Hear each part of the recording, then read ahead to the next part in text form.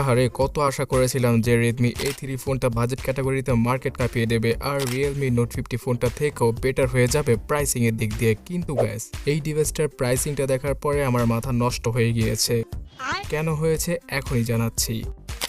First of all, Xiaomi Redmi A3 ফোনটা একদম budget লেভেলের অথবা এন্ট্রি বাজেট লেভেলের স্মার্টফোন, যেই ফোনটা কিনা সবচেয়ে কম দামি ফোন Xiaomiর তরফ থেকে। আর এই ডিভাইসটা বিভিন্ন কান্ট্রিতে 8 কি 9,000 টাকায় লঞ্চ করা হয়েছে। তাছাড়া ইন্ডিয়ান মার্কেটে শুধুমাত্র 6,000 রুপিতেই এইরকম একটা স্মার্টফোন আসবে, সেটা তো ভালো কথা। তো আমরা ভাবছিলাম যে 9-10 হাজার টাকার ভেতরে Xiaomi এই ডিভাইসটাকে প্যাক করবে, বিকজ Realme Note 50 ফোনটা এটা থেকেও কিছুটা বেটার। আর সেই ফোনটা যেহেতু 10,500 থেকে 11,000 টাকায় পাওয়া যায়, তো Redmi A3 ফোনটার অবশ্যই প্রাইসিংটা হওয়া উচিত ছিল 9 থেকে 10,000 টাকা।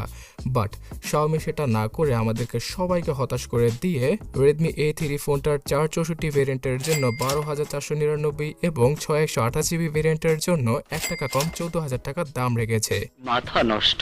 আসলে মাথা নষ্ট, আপনাদেরও মাথা নষ্ট হয়ে গিয়েছে, আমাদেরও মাথা নষ্ট হয়ে গিয়েছে, বিকজ এই ডিভাইসটা কোনো অংশেই Realme Note 50 থেকে বেটার নয়। যদিও কিনা ফোনটার পেছনে গ্লাস ব্যাক রয়েছে এবং অন্য 10টা স্মার্টফোনের মতোই 4GB র্যামের সাথে 4GB এবং 6GB র্যামের সাথে 6GB র্যামকে এক্সট্রা যুক্ত করে 12GB পর্যন্ত র্যাম ইউজ করা পসিবল হবে। কিন্তু গ্যাস, এই ডিভাইসটার অন্যান্য সকল স্পেসিফিকেশন একদম ঠান্ডা। বলেন। মানে দাঁড়াচ্ছে গিয়ে পেছনে ব্যাক গ্লাসের সাথে আসা এই ফোনটা দেখতে কিছুটা প্রিমিয়াম মনে হয়, বাট ফ্রন্টে রয়েছে সেই অ্যাভারেজ লেভেলের 6.71 ইঞ্চির 90 হার্জের HD+ রেজলিউশনের ডিসপ্লে। এখানে ভালো ব্যাপার হচ্ছে গিয়ে কর্নিং গরিলা গ্লাস 3 প্রোটেকশনটা রয়েছে, কিন্তু ফোনটা হাত থেকে পড়লে ভাঙবেই। তবে যাই হোক, ডিসপ্লের কোয়ালিটি বাজেট অনুযায়ী ঠিকই রয়েছে। আর অ্যান্ড্রয়েড 14 এর সাথে আউট অফ দ্য বক্স আসে এই ডিভাইসটা। আগামীতে অ্যান্ড্রয়েড 15 এর আপডেটও পেয়ে যাবে। অ্যান্ড্রয়েডের গো এডিশনটাকে ইউজ করা হয়েছে বিকজ এর স্পেসিফিকেশন অতটাও ভালো নয়। তো অ্যান্ড্রয়েড গো এডিশনের সাথে আপনারা এই ডিভাইসটা চালিয়ে টুকটাক মজাই পাবেন। এখানে বেশ কিছু ফিচারকে কর্তন করা হয়েছে। MIUI এর পুরো সাপোর্টটা পাওয়া যাবে না, তো MIUI এর সব ধরনের ফিচার থাকবে না এই ডিভাইসটায়। তো এক কথা বলতে গেলে বাজেট ক্যাটাগরিতে অ্যান্ড্রয়েড গো এডিশনকে ইউজ করলে মন্দ হয় না। তো এই দিক দিয়েও ফোনটা ঠিক রয়েছে, কিন্তু MediaTek G36 এই চিপসেটটাই হচ্ছে গিয়ে সবচেয়ে বড় প্রবলেম। 12-13 হাজার অথবা 14,000 টাকা দিয়ে যদি এই ডিভাইসটা কেউ কিনে, এই চিপসেটটার জন্যই সে ধরা খাবে। বিকজ রেগুলার লাইফে ইউজ করতে গেলেও কিছুটা হ্যাং অথবা ল্যাগের দেখা পাওয়া যাবে।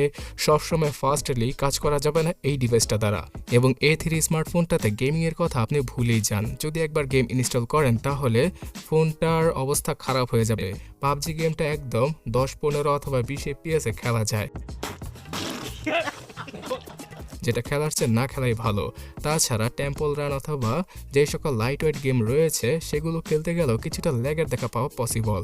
তবে লুডো টুডো যদি কেউ খেলতে চান তাহলে এই ডিভাইসটা নিতে পারেন। সো ভালো একটা চিপসেটকে ইউজ না করার কারণে আজকে এই ডিভাইসটার এই দশা। বাট এই ফোনটার প্রাইস যদি 9-10 হাজার টাকা রাখা হতো তাহলে খুব ভালো হতো, বিকজ রেডমির A2 প্লাস স্মার্টফোনটা সিমিলার ক্যাটাগরির চিপসেটের সাথে আসে আর সেই ফোনটার প্রাইস 9 থেকে 10 হাজার টাকা। তো যাই হোক, 464 এবং 6128 এই দুইটা ভেরিয়েন্টের সাথে বাংলাদেশের মার্কেটে আসে Redmi A3 স্মার্টফোনটি। এখানে eMMC 5.1 এর স্টোরেজ টাইপটা রয়েছে আর ডেডিকেটেড সিম স্লটের মাধ্যমে দুইটা 4G সিমের সাথে একটা SD কার্ডকে 1000 GB পর্যন্ত ইউজ করা পসিবল হবে। ক্যামেরা সেকশনে তেমন ভালো কিছু প্রোভাইড করছে না Xiaomi।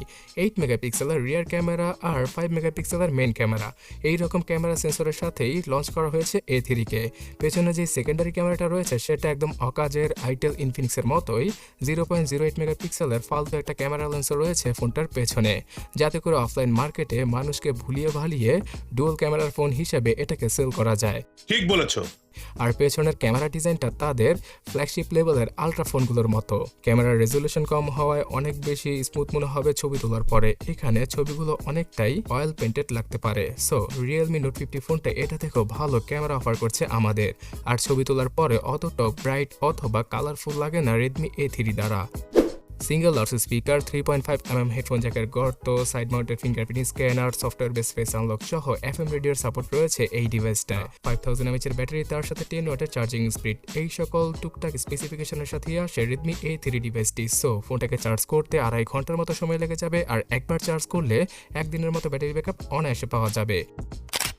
সো গাইস, সৎভাবে বলতে গেলে এই ডিভাইসটা যদি 10,000 টাকার আশেপাশে আসতো তাহলে খুব ভালো হতো। Xiaomi এই ফোনটার জন্য 2 থেকে 2,500 টাকা দাম বেশি রেখে ফেলেছে।